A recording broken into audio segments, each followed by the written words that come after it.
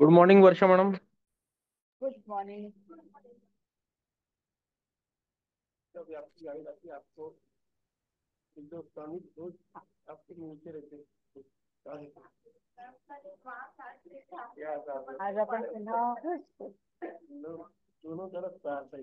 अब क्या करें, एक साथ लेने की साथ ओरिएंटेशनच्या निमित्ताने आपने बनाई थी एकत्रित दो, आलेलो आहोत। पहले आज आपल्याला मार्गदर्शन करण्यासाठी एक बनाई तो दो हो गई। आवाज येतोय ना माझा? हा आवाज येतोय पण कोणीतरी मागून बोलताय. Okay okay. आता येतोय? हा. आज आपण ओरिएंटेशनला पुन्हा सुरुवात करतो आहे आणि त्यासाठी वक्ता म्हणून डॉक्टर अतुल महाजन सर, जे रेणुका कॉलेजचे प्राचार्य आहेत, ते आपल्याला मार्गदर्शन करणार आहेत. वेळ न घालवता मी सरांना विनंती करते की त्यांनी आपल्या मार्गदर्शनाला सुरुवात करावी. धन्यवाद मॅडम. उपस्थित सर्वांना शुभप्रभात. आज आपण चौथ्या सेमिस्टरचं मधील जो भाग आहे तो आहे theory of substance and knowledge, Descartes Spinoza Leibniz. म्हणजेच द्रव्याची आणि ज्ञानाच्या उत्पत्तीविषयी डेकार्ट स्पिनोझा आणि लायबनिज यांचं मत. खरं पाहिलं तर हे 40 मिनिटात सांगणं, एकट्या डेकार्ट बद्दलही 40 मिनिटात सांगणं शक्य नाहीये. परंतु आता टास्क मिळालेला आहे, किती चांगल्या प्रमाणात मी ते तुम्हाला सांगू शकतोय याचा मी प्रयत्न करेन. आपण लगेच सुरुवात करू. आपल्याला असं दिसून येते की तत्वज्ञानाच्या क्षेत्रामध्ये अंतिम तत्वाची समस्या किंवा द्रव्याची समस्या ही मूलभूत समस्या म्हणून मानली जाते. म्हणजेच या विश्वाच्या मुळाशी कुठलं द्रव्य कार्यरत आहे, त्याचं स्वरूप काय आहे, ते जड आहे की चेतन आहे, इत्यादी प्रश्नांचा सखोल विचार आपल्याला तत्वज्ञानाच्या क्षेत्रात केलेला दिसून येतो. आणि जर आपण मागच्या क्लास जेव्हा बघितला होता तेव्हा थेलिस, अनॅक्झिमेंडर, अनॅक्झिमेनिस यांनी सुद्धा अंतिम तत्वाच्या बद्दलच बोललेला आहे. जसं थेलिसने जलाबद्दल सांगितलेलं आहे, अनॅक्झिमेंडरनी ते एक असीम, अमर्याद, निर्गुण, निराकार असं तरी काहीतरी बोललेलं आहे. त्याच्यानंतर आपल्याला अनॅक्झिमेनिसनी वायू हे तत्व सांगितलेलं दिसते, तर पायथागोरसनी काय म्हणतात संख्या ही अंतिम तत्व सांगितलेलं आहे. म्हणजेच आपल्याला असं दिसते की अंतिम तत्व किंवा द्रव्याबद्दल प्राचीन पाश्चात्य तत्वज्ञानापासून तर आजपर्यंत याची चर्चा झालेली दिसते. आपल्याला प्लेटो हा जो ग्रीक तत्ववेत्ता होता त्याने द्रव्याची जी व्याख्या दिली ती अशी दिलेली आहे की अशी सत्ता की जी विश्वातील समस्त वस्तूंचा मौलिक व स्थिर आधार आहे, जो स्वतःचे कारण आहे, जे स्वतंत्र आहे, आत्मनिर्भर आहे, स्वतःच्या अस्तित्वासाठी इतरांवर अवलंबून नाही, ती सत्ता म्हणजे द्रव्य आहे. म्हणजे द्रव्य म्हणजे अशी सत्ता आहे की जी स्वतंत्र आहे, कशावरही अवलंबून नाही, ती स्वतःचे कारण आहे, अन्य वस्तूंची ती कारण आहे, तिचं कारण कोणी नाही आहे, अशी जी सत्ता असेल त्याला त्यांनी काय म्हटलेलं आहे, द्रव्य असं म्हटलेलं आहे. आता द्रव्य किती आहेत याविषयी चर्चा करण्यात आली. त्या आधारावरून एक तत्ववाद, द्वैतत्ववाद, अनेक तत्ववाद, बहुतत्ववाद यासारखे विचार आपल्याला आलेले दिसतात. आपण अधिक वेळ न घेता आपण लगेच रेने देकार्डकडे येऊ. तर देकार्डच्या तत्वज्ञानाची जेव्हा सुरुवात झाली तेव्हा त्या काळाला आधुनिक तत्वज्ञान असं म्हणतात. या आधीचा जो काळ होता तो मध्ययुगीन तत्वज्ञानचा काळ होता. या युगामध्ये धार्मिक विचार प्रखर होते. या काळात अनेक संत होऊन गेले. बायबल मधील गोष्टी या शुद्ध आणि सत्य म्हणून स्वीकार करण्यात आलेल्या होत्या. म्हणजे असं म्हणता येईल की देकार्डच्या पूर्वीच्या कालखंडामध्ये आपल्याला असं दिसून येते की संपूर्ण तत्वज्ञान हे धार्मिकतेवर आधारलेलं होतं, धार्मिक गोष्टींना महत्व दिलेलं होतं. आणि म्हणून देकार्डला आधुनिक तत्वज्ञानाचं जनक म्हटलं जाते, कारण त्यांनी हा जो हे जे धार्मिक तत्वज्ञान होतं किंवा ईश्वरवादी तत्वज्ञान होतं याला कुठेतरी आघात करण्याचा प्रयत्न केला. आणि त्याने जी सुरुवात केली ती सुरुवात त्याच्या ज्ञानमीमांसेतून झालेली आपल्याला दिसून येते. देकार्ड हा एक प्रख्यात गणितज्ञ होता. त्याला गणितामध्ये ज्याप्रमाणे निश्चित, स्पष्ट, अनिवार्य असं ज्ञान असतं, त्या तसंच ज्ञान त्याला तत्वज्ञानात आणायचं होतं. म्हणजे जसं 2+2 4 होतात हे निश्चित आणि स्पष्ट ज्ञान आहे, असं स्पष्ट ज्ञान त्याला तत्वज्ञानात आणायचं होतं. त्याच्यासाठी त्यांनी जी पद्धत अडॉप्ट केली ती पद्धत होती मेथड ऑफ डाऊट, संशय पद्धती. देकार्ड एक शास्त्रशुद्ध आणि निश्चित ज्ञान प्राप्त करण्यासाठी या पद्धतीचा अवलंब करतो. आता संशय पद्धतीचा अर्थ काय होतो, तर ज्या गोष्टी किंवा जे मते सिद्ध होऊ शकत नाही त्या गोष्टींवर अथवा मतांवर विश्वास न ठेवणं. जसं ईश्वराचं अस्तित्व सिद्ध होऊ शकतं का? नाही. तर अशा काही ज्या गोष्टी आहे किंवा अतिंद्रिय जे विश्व आहे ठीक आहे. अशा काही गोष्टी आहे, स्वर्ग आहे, नरक आहे, यांचं अस्तित्व किंवा ह्या गोष्टी आपण सिद्ध करू शकत नाही. म्हणून या गोष्टींवर, या मतांवर विश्वास न ठेवणे हाच त्याचा संशयवाद होता. म्हणजे या प्रत्येक गोष्टीवर शंका घेता येते असं त्याचं मत होतं. त्यांनी संशयवादाची सुरुवात करताना प्रत्येक ज्ञानाच्या बाबतीत ज्ञान सत्य दर्शन घडवते का हा प्रश्न त्यांनी उपस्थित केला. आणि डेकार्टच्या डोळ्यापुढे काही प्रश्न उपस्थित राहिले. ते प्रश्न असे आहे की स्पष्ट आणि ठळक नसलेली कोणती गोष्ट खरी न मांडणे. तो सरळ म्हणतो की जी गोष्ट स्पष्ट नसेल, ठळक नसेल, बरोबर आहे, ती कधीही खरी मांडू नये. प्रत्येक प्रश्नाचे पृथक्करण करून त्याचे भाग पाडणे. म्हणजे एखादी जर गोष्ट जटिल असेल तर तिचे पृथक्करण करावे, तिला वेगवेगळं करावं आणि तिचे भाग पाडून त्याचं अध्ययन करावं. विचारांची दिशा ही साध्या गोष्टीकडून गुंतागुंतीच्या गोष्टीकडे घेऊन जाणे. म्हणजेच आपल्याला असं दिसून येते, जसं परीक्षेत जर आपल्याला पेपर आला असेल, प्रश्न आला असेल, तर पहिले सोपे प्रश्न जे आहेत ते सोडवावे आणि नंतर कठीण प्रश्न आहेत ते सोडवावे. म्हणजे साध्या गोष्टीकडून गुंतागुंतीच्या गोष्टीकडे जावं आणि सर्व घडामोडीची विशेष रीतीने नोंद करावी. कारण जेव्हा आपण एखादी गोष्ट वाचत असतो, अध्ययन करत असतो, तर त्याची नोंद होणे हे सुद्धा महत्वाचं आहे. तर थोडक्यात स्वतः सिद्ध तत्वांची स्थापना व निगमन अशा 2 पायऱ्या त्याने वापरल्या आणि स्पष्ट व स्वतः सिद्ध तत्वांना त्याने जन्मजात कल्पना असे नाव दिले. म्हणजेच काय म्हणतो की ज्या गोष्टी स्वतः सिद्ध आहेत, ज्या स्पष्ट आहेत, त्याला तो जन्मजात कल्पना असं म्हणताना आपल्याला दिसतो. डेकार्ट म्हणतो ज्याच्या विरुद्ध घेतलेले संशय आत्मव्याघाती ठरतो ते स्वयंसिद्ध तत्व असते. आता एखाद्या गोष्टीवर आपण संशय घेत असेल आणि ते आत्मव्याघाती ठरत असेल, आत्मव्याघाती म्हणजे काय, तर ऑल बॅचलर आर अनमॅरिड, बरोबर आहे. म्हणजे संपूर्ण बॅचलर हे अविवाहित असतात. हे कसं आहे, म्हणजे असं म्हणता येईल आपल्याला की हे ऑल टाइम ट्रू आहे, हे स्वयंसिद्ध आहे, याला सिद्ध करण्याची गरज नाही. तर असे अशी ही तत्वांची किंवा स्वयंसिद्ध तत्वांची कसोटी समजावून, म्हणजे ज्याबद्दल संशय घेणे शक्य नाही, जे संशयातीत आहे, निसंदिग्ध आणि स्पष्ट असते ते सत्य होय. म्हणजे ज्याच्यावर आपण संशय घेऊ शकत नाही, जे सत्य, जे निसंदिग्ध आहे, कुठल्याही प्रकारचं काय म्हणता येईल की कुठल्याही प्रकारची शंका आपण त्यात व्यक्त करू शकत नाही, अशा गोष्टींना तो सत्य म्हणून स्वीकारतो. डेकार्ट हा गणितज्ञ असल्यामुळे गणितशास्त्रात ज्याप्रमाणे निश्चितता आणि निश्चित तत्वांचा शोध, निश्चित तत्व असतात, त्याचा शोध त्याने तत्वज्ञानात घेण्याचा प्रयत्न केला. ज्या ज्ञानाविषयी अथवा तत्वाविषयी आपण संशय व्यक्त करू शकतो, ते तत्व निश्चित न समजता त्यावर विश्वास ठेवायचा नाही, अशी त्याची भूमिका आपल्याला दिसून येते. ते आपण बघितलं. परंतु त्याला असं लक्षात आलं की अशा अनेक गोष्टींविषयी आपण शंका व्यक्त करू शकतो. नेहमीच आपल्याला असं दिसून येते की आपण आपल्या बोलण्यात, चालण्यात, हसण्यात इतकेच नव्हे तर संशय घेण्यात तरी आपल्याला अशी एक गोष्ट दिसून येते की जिच्यावर आपण कधीही संशय घेऊ शकत नाही. आणि ती गोष्ट म्हणजे मी स्वतः. म्हणजे डेकार्टचं असं म्हणणं होतं की आपण जगातील प्रत्येक गोष्टीवर संशय घेऊ शकतो, परंतु संशय घेणारा हा जो मी आहे याच्यावर मी संशय घेऊ शकत नाही. आणि म्हणून त्याने एक नवीन सिद्धांत मांडला आणि तो सिद्धांत म्हणजे कॅगिटो इर्गो सम. I think therefore I am. मी विचार करतो म्हणून मी आहे.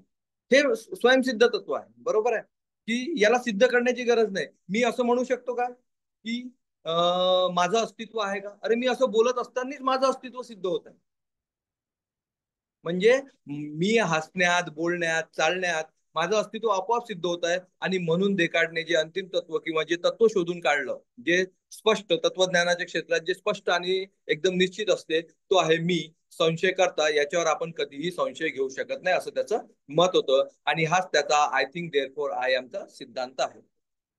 आता मी आधीच म्हटलं की विषय फार मोठा आहे, मला फार संकुचित करून त्याला तुमच्या समोर स्पष्ट करायचं आहे. आणि म्हणून मी लगेच डेकार्टच्या द्रव्याच्या संकल्पनेकडे येतो. बाह्य जगाविषयी डेकार्टचे मत अतिशय स्पष्ट होते.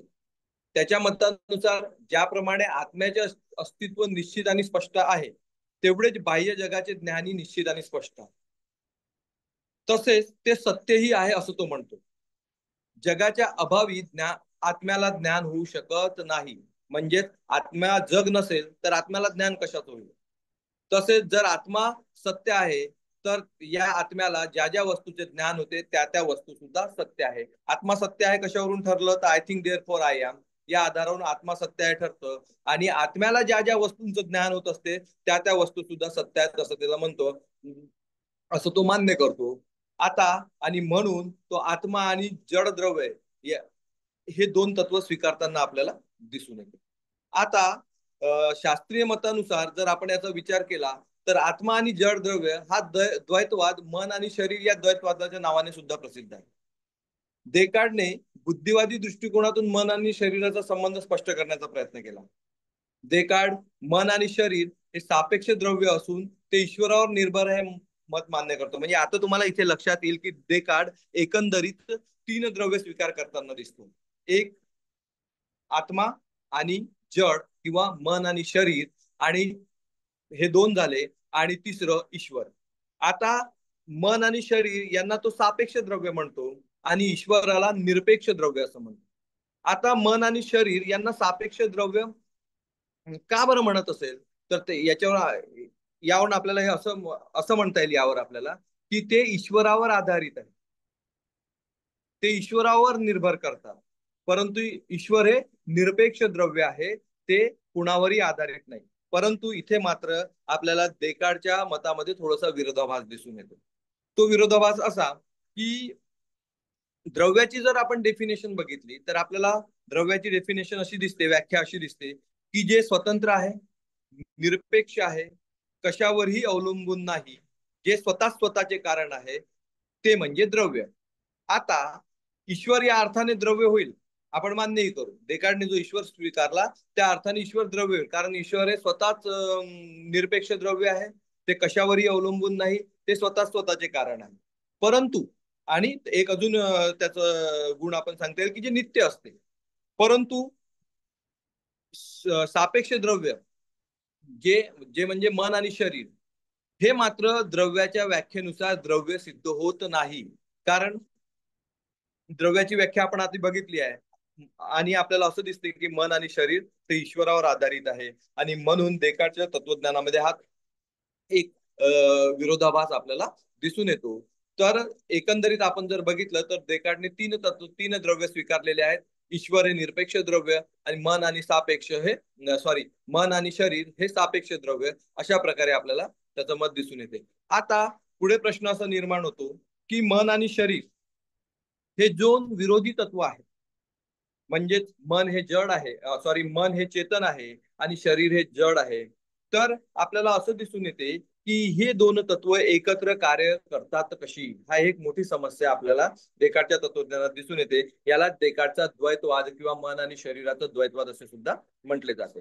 तर आपल्याला इथं त्यांनी जो सिद्धांत या ठिकाणी स्पष्ट केलेला आहे त्या सिद्धांताचं नाव आहे क्रिया प्रतिक्रियावाद. बरोबर आहे, इंटरॅक्शनलिझम. तर यामध्ये तो असं म्हणतो की मन आणि शरीर हे जरी भिन्न द्रव्य असली तरी मात्र माणसामध्ये ज्या पिनियल ग्रंथी असतात, पिनियल ग्लँड असतात, ज्या माणसाच्या मणक्यामध्ये असतात, त्याच्या आधारे मन हे शरीरावर परिणाम करीत असते आणि शरीर हे मनावर परिणाम करत असते. आपण एखादं उदाहरण पाहू की जेव्हा आपण खूप आनंदी असतो तेव्हा आपलं शरीर नाचत असतं, आणि जेव्हा आपण खूप दुःखी किंवा हताश असतो तेव्हा आपण आपलं शरीर सुद्धा असं काय म्हणता येईल की हताश असताना आपल्याला दिसून येते. त्याच्या क्रिया ह्या एकदम काय म्हणता येईल आनंदात्मक नसतात. तर मन आणि शरीर हे एकामेकावर या पिनल ग्रंथीमुळे प्रभाव करत असतात, असा त्याचा म्हणजे त्या एकामेकावर क्रिया प्रतिक्रिया करत असतात असं आपल्याला दिसून येते. शेवटी देकार्डच्या मते केवळ 2 प्रकारचे द्रव्य म्हणजे एकूण 3 प्रकारचे द्रव्य त्यांनी स्वीकार केलेले आहेत, परंतु 2 प्रकारचे जे द्रव्य आहेत चेतन आणि जड हे सापेक्ष द्रव्य आहेत, तर ईश्वर हे मात्र निरपेक्ष द्रव्य म्हणून स्वीकार केलेला आहे असं आपल्याला दिसून येते. मी अधिक वेळ न घेता लगेच दुसऱ्या टॉपिकवर येतो, कारण सगळ्यात महत्वाची गोष्ट म्हणजे वेळेची समस्या. याच्यानंतर जो विचारवंत आहे तो आहे स्पिनोजा, बेनेडिक्ट स्पिनोजा. तर आपल्याला असं दिसून येते की स्पिनोजा हा सुद्धा देकार्ड प्रमाणे बुद्धिवादी तत्वज्ञ होता. आता मी देकार्डचं स्पष्टीकरण देत असताना बुद्धिवादावर बोललो नाही, पण मी 2 मिनिटात बुद्धिवाद म्हणजे काय हे तुम्हाला समजून सांगतो. बुद्धिवाद अशा प्रकारचा सिद्धांत आहे की तो प्रत्येक गोष्टीचं स्पष्टीकरण हे बुद्धीच्या आधारे देतो. म्हणजे ज्ञान मिळवण्याचं एकमेव साधन बुद्धी आहे असं त्याचं म्हणणं आहे. आणि अनुभवाला ज्ञानामध्ये कुठलंही स्थान नाही असं त्याचं मत आहे. असे सिद्धांत स्वीकारणारे जे विचारवंत आहेत त्याला ते बुद्धिवादी असं म्हणतात. आता देकार्डची ज्ञानाची संकल्पना जर आपण बघितली तर आपल्याला असं दिसून येते की विश्वाचे बुद्धिनिष्ठ व सुबद्ध उपपादन करताना मुक्त कल्पनांची मीमांसकांनी अनेकांचा एका तत्वात संक्षेप करण्याचा सतत प्रयत्न केलेला आहे. म्हणजे आपल्याला असं दिसते की जर तत्वज्ञानामध्ये किंवा काही विचारवंतांनी मुक्त कल्पनावादी जे तत्वमीमांसक होते त्यांनी काय केलेलं आहे की अनेक गोष्टी ह्या कुठल्या तरी एका तत्वापासून संचालित होतात असा असं करण्याचा प्रयत्न केलेला आहे. म्हणजे अनेकांचा एका तत्वात संक्षेप करण्याचा प्रयत्न आपल्याला करताना दिसून येतो. अनेकांचे एकाच्या साह्याने किंवा विविधतेचे एकतेच्या साह्याने उपपादन करण्यात विश्वातील असंख्य वस्तू व घटना यांचे अस्तित्व स्वरूप केवळ एका कारणाने निर्माण झालेले आहे असा कारण कार्य संबंध प्रामुख्याने दाखवण्याचा प्रयत्न करण्यात येत असतो. म्हणजेच त्यांना असं म्हणायचं आहे की विश्वातील ज्या विविध वस्तू आहेत त्या विविध वस्तू ह्या एकाच कारणापासून निर्माण झालेल्या आहेत. त्याच्यासाठी अनेक कारणे किंवा अनेक तत्व मांडण्याची गरज नाही. स्पिनोजा सुद्धा याच प्रणालीचा माणूस होता. हीच प्रणाली स्पिनोजाने सुद्धा स्वीकारली आहे. स्पिनोजाच्या प्रणालीत मात्र विश्वातील अनंतविध वस्तू व घटना यांचा आधार व उत्पत्ती स्थान फक्त एकच तत्व आहे व तेच त्याचे कारण असते असे दाखवण्याचा प्रयत्न केला. म्हणजे स्पिनोजाने सुद्धा काय केलेलं आहे की हे अनंत विश्व जे आहे, अनंत गुणात्मक विश्व जे आहे, यात जे विविधता आपल्याला दिसून येते ती विविधता संचालित करण्याचं काम कुठलं तरी एकच तत्व करत आहे आणि म्हणून त्याच्या या मताला एकतत्ववाद असं सुद्धा म्हटलं जाते. तो त्या अनंत आदिद्रव्य ईश्वर किंवा निसर्ग असं म्हणतो. म्हणजे त्या एकतत्वाला तो काय म्हणतोय की हे आदिद्रव्य आहे, सबस्टन्स आहे, त्यालाच तो ईश्वरही म्हणतो, त्यालाच तो निसर्ग ही सुद्धा म्हणतो. म्हणून मात्र त्याला अभिप्रेत असलेला कारण संबंध हा तार्किकीय लक्षितेचा स्वरूपाचा आहे असं त्याचं मत आहे. तर आपल्याला असं दिसते की स्पिनोजाचं जे मत होतं ते मत म्हणजे स्पिनोजाने जी द्रव्य स्वीकारलेलं आहे त्याच द्रव्याला तो ईश्वर सुद्धा म्हणताना दिसतो आणि त्याच द्रव्याला तो निसर्ग सुद्धा म्हणताना आपल्याला दिसून येतो. तर आपण लगेच स्पिनोजाच्या द्रव्याच्या संकल्पनेकडे येऊ. द्रव्याची व्याख्या करताना स्पिनोजा आपल्याला असं म्हणताना दिसतो की द्रव्य म्हणजे ते असते की जे स्वतःच अस्तित्वात असते व ज्याची कल्पना केवळ स्वतःच्याच मार्फत करता येऊ शकते. म्हणजे ज्याची कल्पना करण्यासाठी दुसऱ्या कशाच्याही कल्पनेची गरज लागत नाही किंवा दुसऱ्या कशाच्याही कल्पनेपासून त्याची कल्पना निष्पन्न होऊ शकत नाही. म्हणजे द्रव्याची परिभाषा देत असताना स्पिनोजा आपल्याला स्पष्ट करताना दिसत आहे की द्रव्य स्वतःच अस्तित्वात असते आणि याची कल्पना करण्यासाठी अन्य कशाचीही आवश्यकता लागत नाही. म्हणजे द्रव्य स्वयंपूर्ण, स्वतंत्र आणि स्वावलंबी असते आणि ते स्वतःखेरीज इतर म्हणजे स्वतःच्या अस्तित्वासाठी इतर कशावरही अवलंबून नसते. अशा प्रकारे स्पिनोजाने द्रव्याविषयी आपले मत स्पष्ट केलेले आहे. द्रव्याच्या व्याख्येनुसार द्रव्य स्वयंपूर्णपणे स्वावलंबी, स्वतः आधारित व स्वयंपूर्ण असते. ते स्वतःचे अस्तित्व व स्वतः गुण व विकार म्हणजे ऍट्रिब्यूट्स आणि मोड्स यासाठी इतर कोणत्याही बाह्य गोष्टीवर किंवा कारणावर अवलंबून राहत नाही. म्हणजे स्वतःचे गुण किंवा विकारासाठी ते इतर कशावरही अवलंबून नाही, ते त्याचं स्वतःच अस्तित्व असं त्याचं म्हणणं आहे. म्हणजे द्रव्य अस्तित्वात आहे याविषयी स्पिनोजाला यत्किंचितही संशय वाटत नाही. म्हणजे द्रव्याबद्दल तो कुठल्याही प्रकारची शंका विचारात घेत नाही. तर आपल्याला स्पिनोजाचं हे द्रव्य जे आहे ते द्रव्याचं स्वरूप कसं आहे याविषयी आपण थोडी चर्चा करू. तर स्पिनोजा आपल्याला असं म्हणताना दिसून येतो, एक मिनिट घेतोय.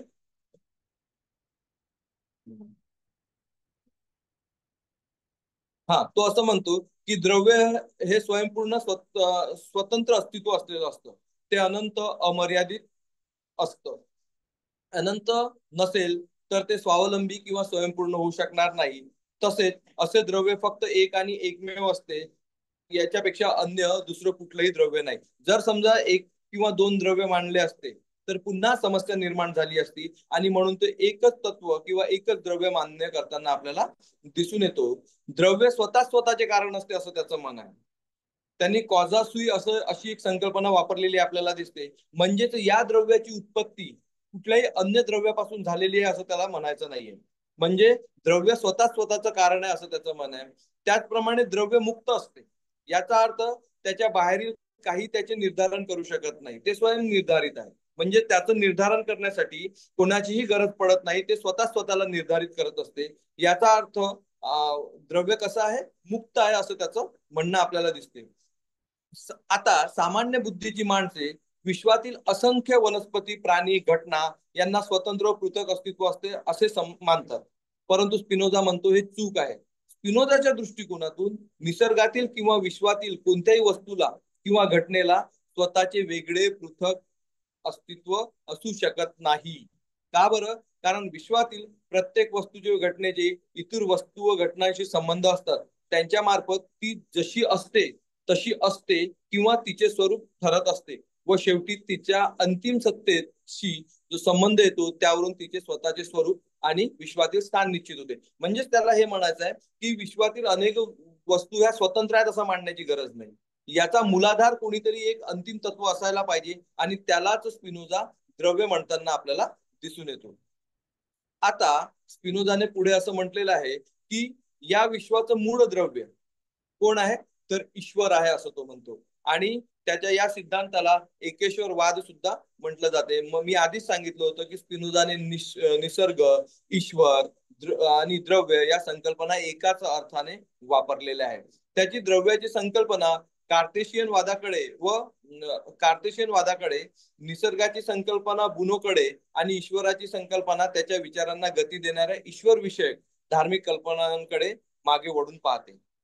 जे द्रव्य अनंत गुणांच्या मार्फत स्वतःच व्यक्त करते व जे निसंदिग्ध असते ते स्पिनोझाच्या मते ईश्वर होय. म्हणजे ईश्वर काय आहे की जे स्वतः अनंत गुण आहेत, ठीक आहे, आणि या गुणांच्या मार्फतच स्वतःला व्यक्त करत असते. ते निसंदिग्ध म्हणजे कुठल्याही प्रकारची त्याच्यामध्ये संदिग्ध नसलेलं ते म्हणजे ईश्वर द्रव्य होय. आता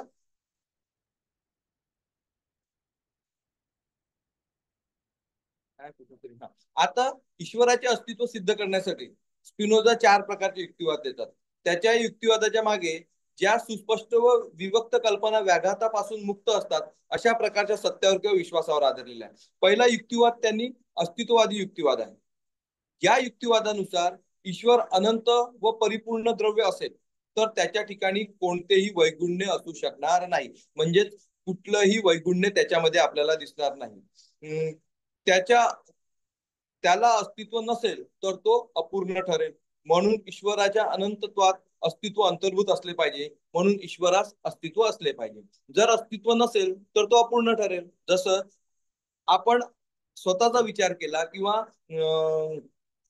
ज्या आपल्याला निसर्गामध्ये अनेक नानाविध प्रकारच्या वस्तू दिसतात, यांना कायम स्वरूपाचं अस्तित्व नाही आणि म्हणून ते अपूर्ण आहे. बरोबर आहे. आणि ईश्वर हा अपूर्ण असू शकत नाही आणि म्हणून त्याला अस्तित्व असं त्यांचं म्हणणं आहे. त्याच्या दुसऱ्या युक्तिवादानुसार ज्यामुळे ईश्वराचे अस्तित्व अशक्य होईल असा कोणताही व्याघात ईश्वराच्या संकल्पनेत असून चालणार नाही. म्हणजे ईश्वराच्या संकल्पनेमध्ये जर समजा ईश्वराचं अस्तित्व अशक्य होताना दिसेल तर असा व्याघात चालणार नाही असं त्याचं म्हणणं आहे. तिसरा युक्तिवाद तो असा करताना दिसतो की आपण सर्व शांत मर्यादित प्राणी असतो व आपली उत्पत्ती इतर शांत प्राण्यांनी केलेली असणे शक्य नाही. म्हणजे जगातील प्रत्येक वस्तू ह्या कशा आहेत, शांत आहेत, अनंत नाही आहेत. म्हणजे त्यांना काय आहे, त्या नित्य नाहीत, अनित्य आहेत. परंतु या वस्तूंची निर्मिती कुठल्या तरी नित्य वस्तूपासून, अनंत वस्तूपासून झाली पाहिजे आणि ती अनंत वस्तू म्हणजे स्पिनोझाचे द्रव्य किंवा ईश्वर होय असं त्याचं मत आहे. एकंदरीत आपण स्पिनोझाच्या ईश्वराच्या अस्तित्वाविषयी युक्तिवाद तर बघितले, परंतु त्याचं असं म्हणणं आहे की या ईश्वराने संपूर्ण विश्वातील निसर्गातील असंख्य वस्तू निर्माण केलेल्या आहेत. ईश्वरच संपूर्ण वस्तूंचा काय आहे, निर्माता आहे. तोच संपूर्ण वस्तूचं कारण आहे. बाकी सर्व वस्तू या कशा आहेत, कार्य आहेत. तर अशा प्रकारे स्पिनोझाने ईश्वराचं अस्तित्व किंवा द्रव्याचं अस्तित्व सिद्ध केलेलं आहे. तुम्हाला जर, मला त्या पिक्चरचं नाव नाही आठवत, परंतु तुम्हाला जर माहित असेल तर तो पिक्चर नाना पाटेकर आणि माधुरी दीक्षित यांचा होता. आणि त्यात नाना पाटेकरचे काही डायलॉग्स आहेत कि तुम नहीं जानते तुम मेरे लिए कौन हो, तुम नहीं जानते तुम मेरे लिए कौन हो, तुम मेरे लिए हवा हो, तुम मेरे लिए पानी हो, तुम मेरे लिए जिंदगी हो, तुम मेरे लिए आसमान हो, तुम मेरे लिए बंदगी हो. म्हणजे तो तिला जेव्हा असं म्हणत असतो तेव्हा तो सांगत असतो की तूच सर्व काही आहे. त्याचप्रमाणे स्पिनोजाने सुद्धा अशा प्रकारचा सर्वेश्वरवाद स्वीकार केलेला आहे. तो म्हणतो की जगातील प्रत्येक वस्तूची व्याख्या आपण ईश्वराच्या आधारावरच राहून देऊ शकतो. ईश्वरच या संपूर्ण जगाचा निर्माता आहे, निर्माणकर्ता आहे, असं त्याचं मत आहे. यानंतर मी आधीच म्हटलं की हे शक्य नाही आहे की एक 40 मिनिटात 45 मिनिटात याचं हे स्पष्टीकरण देईल, आणि म्हणून मी जेवढ्या स्पीडने आणि मला जेवढं ते शॉर्ट करता येईल तेवढं मी शॉर्ट करण्याचा प्रयत्न करत आहे. आणि मी लगेच येतो यानंतर लायबनिसच्या विचाराकडे. तर लायबनिस सुद्धा एक काय म्हणता येईल आपल्याला बुद्धिवादी तत्वज्ञ होता. लायबनिसचं तत्वज्ञान हे सुद्धा बुद्धीवरच आधारित तत्वज्ञान असलेलं आपल्याला दिसून येते. आता लायबनिसच्या तत्वज्ञानाची उभारणी कशी झालेली आहे याच्याकडे आपण थोडंसं लक्ष केंद्रित करू. लायबनिसच्या मतानुसार स्पिनोजाच्या अद्वैतवादी दृष्टिकोनामुळे हाती केवळ अमूर्त एकता शिल्लक राहील आणि व्यक्ती स्वातंत्र्याचा बळी घेतला जाईल. जसं आपण आताच बघितलं की स्पिनोजाने जे तत्व मांडलेलं आहे ते एकेश्वरवादी तत्व आहे किंवा एकतत्ववादी आहे, अद्वैतवादी आहे. त्याच्यामुळे हातात काय राहते, अमूर्त एकता शिल्लक राहते, जे काहीतरी आहे, ईश्वर आहे असं तो म्हणतो. बरोबर आहे. म्हणून ते काही मांडणे योग्य नाही. मन आणि शरीर यांच्या द्वैतवादावर आक्षेप घेऊन स्पिनोजाने देखील व्यावहारिक ज्ञानाच्या स्तरावर जड आणि चेतना असा भेद मान्य केलेला आहे. म्हणजे तो सुद्धा आपल्याला जड आणि चेतन मान्य करताना दिसतो. तो विषय मी इथे घेतलेला नाही, ज्याच्यामध्ये आपल्याला स्पिनोजानी जड आणि चेतन यांच्यातील संबंध स्पष्ट करण्यासाठी समांतरवाद सांगितलेला आहे. समांतरवादामध्ये तो असं म्हणतो की मन आणि शरीर हे जरी दोन भिन्न तत्व असले तरी ते एकमेकांना समांतर आहेत. जसं रेल्वेचे रुळ हे कधीच एकामेकाला भेटत नाही, ते एकमेकाला समांतर असतात, परंतु गाडी मात्र व्यवस्थित सुरळीत चालत असते. त्याचप्रमाणे मन आणि शरीर सुद्धा एकमेकाला समांतर असतात आणि शरीर रूपी गाडी किंवा शरीर आणि मन रूपी गाडी व्यवस्थित चालताना आपल्याला दिसून येते. तर लायबनिजनेही स्पिनोजाने सुद्धा जड आणि चेतन हे तत्व मान्य केलेले आहे. अद्वैतवादी दृष्टिकोन मांडून विश्वातील सर्व वस्तूंचे विश्लेषण करण्याचा स्पिनोजाने प्रयत्न केला, परंतु त्यात उष्णता, प्रकाश, चुंबकत्व यांच्या मनात समाविष्ट करावे की शरीरात याचे स्पष्टीकरण तो देत नाही. आता ह्या गोष्टी लायबनिज इथे का म्हणतो आहे, कारण लायबनिजला असं म्हणायचं आहे की द्रव्यामध्ये उष्णता, प्रकाश, चुंबकत्व ह्या गोष्टी सुद्धा असायला पाहिजे. कारण लायबनिजचा चिदणूवाद किंवा मोनोडोलॉजी किंवा त्यांनी जे चिदणू किंवा मोनार्ड नावाचं द्रव्य स्वीकारलेलं आहे ते कसं आहे, उष्णतायुक्त आहे, प्रकाशयुक्त आहे, त्याच्यामध्ये चुंबकत्व आहे, आणि म्हणून तो या आधारावर ते स्पष्टीकरण देत आहे. आता आपण लायबनिजच्या द्रव्याच्या सिद्धांताकडे वळू. वरील सर्व आक्षेपांचे विवेचन करून लायबनिज अशा द्रव्याची स्थापना करतो की जे मन आणि शरीरालाच नव्हे तर प्रकाश, उष्णता इत्यादी सुद्धा स्वतःमध्ये समाविष्ट करेल. म्हणजे या द्रव्यामध्ये फक्त मन आणि शरीरच नाही, जड आणि चेतनच नाही, तर प्रकाश, उष्णता, चुंबकत्व या सुद्धा समाविष्ट असायला पाहिजे. जे निर्गुण असेल म्हणजेच संभवनीय असेल, म्हणजे निर्गुण असेल, त्याला कुठल्याही प्रकारचे गुण नसेल. जे व्यक्ती स्वातंत्र्याला वाव देणार असेल असं सुद्धा द्रव्य असायला पाहिजे. जे प्रयोजनाला यथार्थ स्थान देऊ शकेल, म्हणजे माझं एखादं जर प्रयोजन असेल तर त्या प्रयोजनाला यथार्थ स्थान देऊ शकेल अशा स्वरूपाचं द्रव्य असायला पाहिजे ना. अशा द्रव्याची स्थापना लायबनिज करतो. एकंदरीत लायबनिजने पूर्वीच्या तत्वांचा विचार तपासून त्याचे विश्लेषण करून समन्वयात्मक दृष्टिकोनातून द्रव्याची संकल्पना मांडली. म्हणजे त्याच्या आधी जे तत्ववेत्ते होते देकार्ड आणि स्पिनोजा, या दोघांच्याही द्रव्याचा विचार करून एक समन्वयात्मक दृष्टिकोन प्रस्थापित करण्याचा प्रयत्न लायबनिजने केलेला आपल्याला दिसून येतो. लायबनिज हा तत्वज्ञ तर होताच, त्याचप्रमाणे तो गणितज्ञ आणि वैज्ञानिक असल्यामुळे त्याच्या तत्वज्ञानावर गणिताचा प्रभाव फार दिसून येतो. लायबनिज द्रव्याची कल्पना मोनाड किंवा चिदणू या संकल्पनेने स्पष्ट करतो. म्हणजे तो द्रव्याला मोनाड किंवा चिदणू म्हणताना आपल्याला दिसून येतो. त्यांनी या बिंदूचे किंवा या चिदणूचे 3 प्रकार सांगितलेले आहेत: गणितीय चिदणू, भौतिक चिदणू, अध्यात्मशास्त्रीय चिदणू. आता या चिदणूचं स्वरूप कसं आहे, या मोनाडचं स्वरूप कसं आहे, याच्यासाठी त्यांनी जो सिद्धांत मांडला त्याचा तो सिद्धांत आहे चिदणूवाद किंवा मोनोडोलॉजी. लायबनिज चिदणूची संकल्पना ही त्याच्या द्रव्य संकल्पनेवर अवलंबून आहे, म्हणून पहिल्यांदा त्याच्या द्रव्य संकल्पनेचे स्वरूप या ठिकाणी पाहणे आवश्यक आहे. लायबनिजच्या पूर्वी देकार्ड ज्याच्या अस्तित्वासाठी इतर कोणत्याही वस्तूची आवश्यकता पडत नाही अशा द्रव्याला द्रव्य म्हणतो. म्हणजे देकार्डनी जी द्रव्याची डेफिनेशन दिली आहे तो म्हणतो की द्रव्याला स्वतःच्या अस्तित्वासाठी अन्य कशाची आवश्यकता नाही, त्याला तो द्रव्य म्हणतो. तर स्पिनोजा स्वतः चिंतनीय असलेल्या तत्वाला द्रव्य असं म्हणताना आपल्याला दिसतो. त्यांनी एकच द्रव्य स्वीकार केलेला आहे, ते म्हणजे ईश्वर. परंतु लायबनिसच्या मते, आता पहा लायबनिस द्रव्याची जी डेफिनेशन देतोय, तो म्हणतो ज्याचे स्वतःचे स्वतंत्र अस्तित्व असते ते द्रव्य नव्हे, तर ज्याच्या स्वतःमध्ये क्रियात्मक शक्ती असते ते द्रव्य नाही. म्हणजे ज्याचे स्वतःचे स्वतंत्र अस्तित्व आहे ते काही द्रव्य नाही, तर ज्याच्यामध्ये क्रियात्मक शक्ती असते, क्रिया करण्यासाठी जे प्रेरित करत असते ते द्रव्य आहे. म्हणजेच तो क्रियात्मक शक्तीने युक्त असलेल्या वस्तूंना किंवा पदार्थांना द्रव्य मानतो, असा लायब्ररीचं मत आपल्याला दिसून येते. त्याच्या या व्याख्यावरून स्पष्ट होते की हे द्रव्य म्हणजे एखादी स्वतंत्र सत्ता नव्हे, तर स्वतंत्र शक्ती केंद्रे आहेत. म्हणजे स्वतंत्र अस्तित्व मानण्यापेक्षा स्वतंत्र शक्ती केंद्रे त्यांनी द्रव्य म्हणून मान्य केलेले आहे. म्हणजे द्रव्य हे कसं असायला पाहिजे, तर शक्ती संपन्न असायला पाहिजे, त्याच्यामध्ये शक्ती असायला पाहिजे, आणि ते कसं असायला पाहिजे, क्रियात्मक असायला पाहिजे, त्याच्यामध्ये गती असायला पाहिजे. अशाच द्रव्याला तो, अशाच गुणांनी युक्त असलेल्या वस्तूला तो द्रव्य म्हणेल. लायबनिसचे द्रव्य हे चैतन्य स्वरूप आहे. आता दुसरं आपल्याला असं दिसून येते की त्याने अजून एक म्हटलेलं आहे की तो म्हणतो की द्रव्य हे कसं आहे, चैतन्य स्वरूप आहे, त्याच्यामध्ये चेतना असली पाहिजे.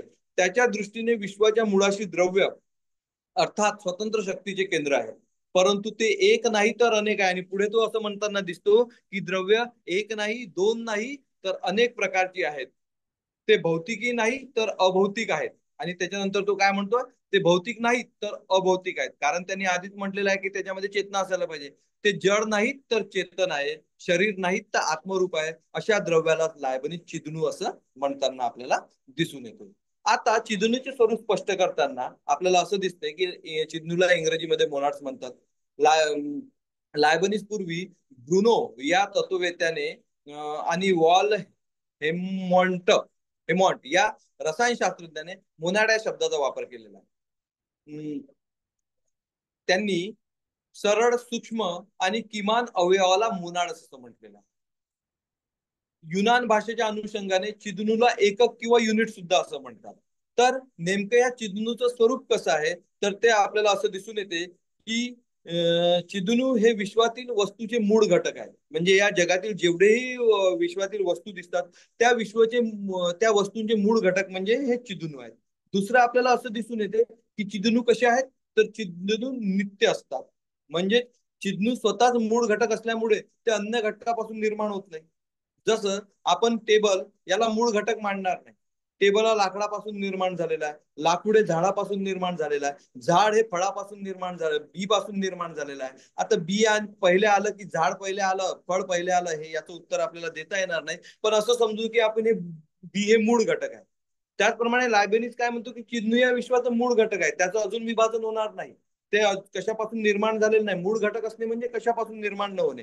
आणि जर चिदनू हे मूळ घटक असतील, बरोबर आहे, तर ते कसे आहेत, नित्य आहेत. ते अनादी काळापासून अस्तित्वात आहेत आणि ते अनंत काळापर्यंत अस्तित्वात राहणार आहे आणि म्हणून ते नित्य आहेत. आणि या चिदनू या मूळ घटकांपासूनच्या संयोगातून जे काही तयार होते ते म्हणजे विश्वातील विविध प्रकारच्या वस्तू होत. आणि या मूळ घटकांचे जेव्हा विघटन होत असते तेव्हा काय म्हणतात, वस्तू नष्ट होताना आपल्याला दिसून येतो.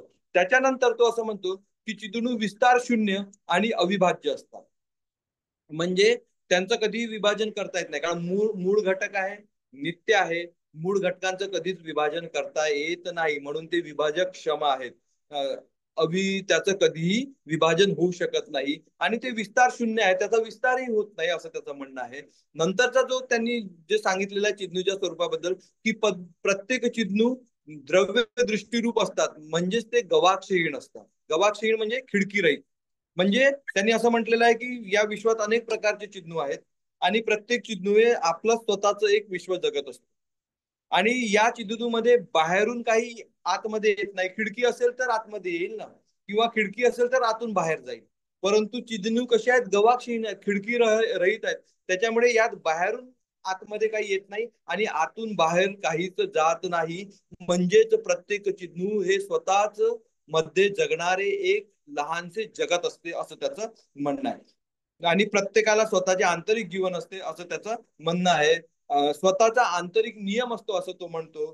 दुसऱ्या आंतरिक नियमापासून ते भिन्न असते. म्हणजे दुसऱ्या चिदणूचा आंतरिक नियम वेगळं असेल आणि या चिदणूचे आंतरिक नियम वेगळं असेल, म्हणजे तेच एकामेकापासून पूर्णतः भिन्न आहेत, वेगळे आहेत असं त्याचं म्हणणं आहे. एका चिन्हूच्या दुसऱ्या चिन्हूशी कोणत्याही प्रकारे संबंध येत नाही. वास्तविक पाहता चिन्हूमध्ये जे परिवर्तन, जो विकार, जी गती आपल्याला दिसते ती त्याच्या स्वतःमुळेच असते. अर्थात एका चिन्हूला दुसऱ्या चिन्हूची आवश्यकता पडत नाही, म्हणून चिन्हू कसे आहेत, गवाक्षहीन आहेत असं तो म्हणतो. त्याच्यानंतर जी आहे ती आहे चिन्हू शक्ती केंद्र आहेत. म्हणजे प्रत्येक चिन्हूमध्ये काय गती आहे, हालचाल आहे, आणि ती कशी आहे, स्वतः शक्ती केंद्र आहेत. म्हणजे शक्ती सामर्थ्य आहेत.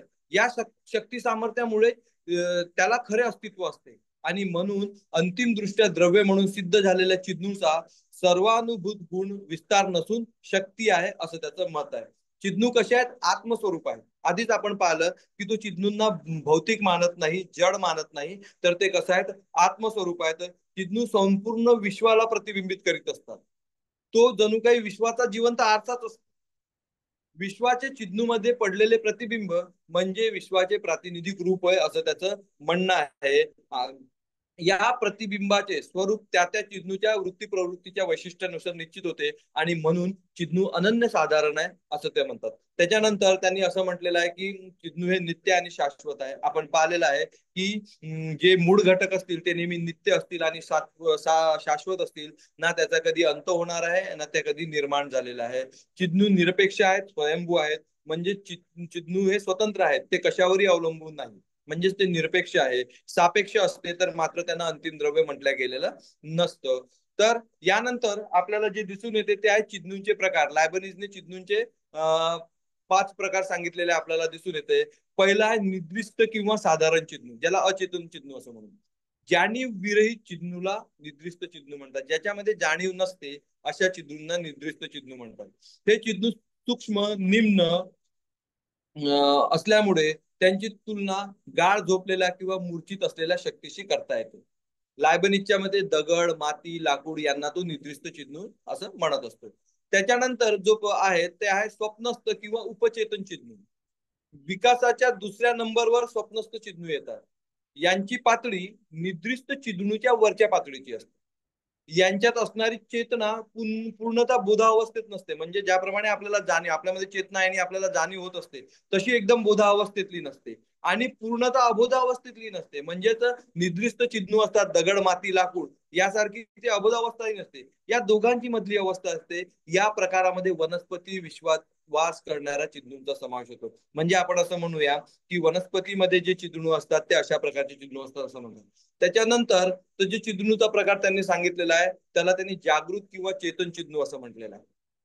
या अवस्थेत चिन्हूची चेतना पूर्णतः बोधावस्थेत आढळून येते. म्हणजे पूर्णतः हे यांना ज्ञानावस्थेत असते असं म्हणता येईल. तर एक हॅलो, साधारण 1 मिनिट राहिले, 1-1.5 3 मिनिट मिनिट. राहिले. Okay okay. तर या प्रकारचे चिन्ह असतात. यामध्ये आपल्याला जे दिसून येते ते पशुविश्वातील जग आहे. बोधावस्था किंवा स्वचेतन चिन्ह म्हणजे मानवी जगात वास करणारे चिन्ह. आणि शेवटचं जे आहे ते आहे सर्वोच्च किंवा ईश्वरीय चिन्ह. तर याला तो चिन्हूचा चिन्ह असं म्हणतो. मोनाड ऑफ दी मोनाड्स असं संबोधलेलं आहे. तर हा एकटाच चिन्ह विश्व चैतन्य असून तो प्रत्यक्ष आणि सामान्य अशा सर्वांचे उगमस्थान असतो, आणि म्हणूनच तो सर्वश्रेष्ठ चिन्ह असतो. तर आपल्याला असं दिसून येते की लायबनिझने चिन्हवादाची संकल्पना मांडली, चिन्हचे प्रकारही मांडले, आणि पुढे जाऊन तो असं म्हणतो की प्रत्येक चिन्ह म्हणजे गवाक्षरी नाही तर ते प्रत्येक चिन्ह स्वतः स्वतःमध्ये विश्व आहे. तर मग आपल्याला असं दिसून येते की जड आणि चेतन हे जे दोन तत्वे आहेत, हे तत्वे कार्य करतात कशी, तर यासाठी त्यांनी पूर्व सामंजस्याचा नियम, प्री एस्टॅब्लिश हार्मोनी हा सिद्धांत सांगितलेला आहे. पण तो इथे अभ्यासलेला म्हणजे न केलेला तरी चालेल. तर या ठिकाणी मी आधीच तुम्हा सर्वांची माफी मागतो की मला ज्या पद्धतीने हा विषय समजावून सांगायला पाहिजे होता त्या पद्धतीने मी समजू शकलो नाही. कारण हा विषय खरोखर 45 मिनिटाचा नाहीये. हा विषय कमीत बिलकुल कमी बिलकुल 2 आठवड्याचा बिलकुल आहे. तर एकदम बरोबर आहे. Yes yes. 2 आठवड्याचा आहे आणि नक्की. म्हणजे त्याच्यामुळे ते आपणही मान्य करतो का आता ते